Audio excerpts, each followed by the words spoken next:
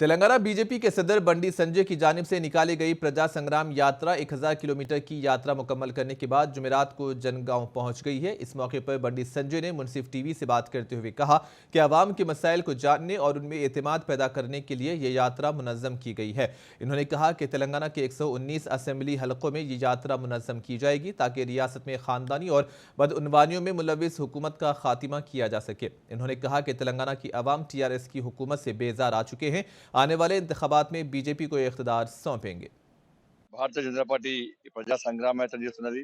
వర్షం పడ్డా, ఎండ కొట్టినా, ఎన్ని ఇబ్బందులు వచ్చినా కూడా మా సంగ్రామ సేన కార్యకర్తల యొక్క కృషి ఫలితంగా మా ఇన్ఛార్జ్ మనోహర్ రెడ్డి గారు, సహ ఇన్ఛార్జ్ వీరేందర్ గౌడ్ గారు, అదేవిధంగా దీపక్ రెడ్డి గారు, శంకర్ గారు, సంగ్రామ సేన కార్యకర్తలు వాళ్ళందరూ కూడా కుటుంబాలను వదిలిపెట్టుకొని ఇలా ప్రజా సంగ్రామ యాత్రను విజయవంతం చేయడము, ప్రజలను కలవడము, ప్రజల కష్టాలు బాధలు తెలుసుకోవడము, ఎన్నికల ఎవరు కూడా ఈ ప్రజా సంగ్రామ యాత్ర కొనసాగుతుంది. 119 నియోజకవర్గాలు పక్కా తిరుగుతాం.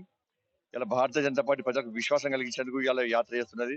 ప్రజలకు నమ్మకం, విశ్వాసం ఏర్పడింది. ఎట్టి భారతీయ జనతా పార్టీకి అవకాశం ఇవ్వాలి సార్ అని చెప్పి, మార్పు జరగాలని చెప్పి ఆలోచిస్తున్నారు కాబట్టి మోడీ గారి మీద విశ్వాసం ఉందని, మోడీ గారు లాంటి నిజాయితీవంతమైన పాలన తెలంగాణ రాష్ట్రంలో ఈ మూర్ఖత్వ పాలన, కుటుంబ పాలన, ఈ అవినీతి పాలన, గడ్డిల పాలన బద్దలు కొట్టాలి.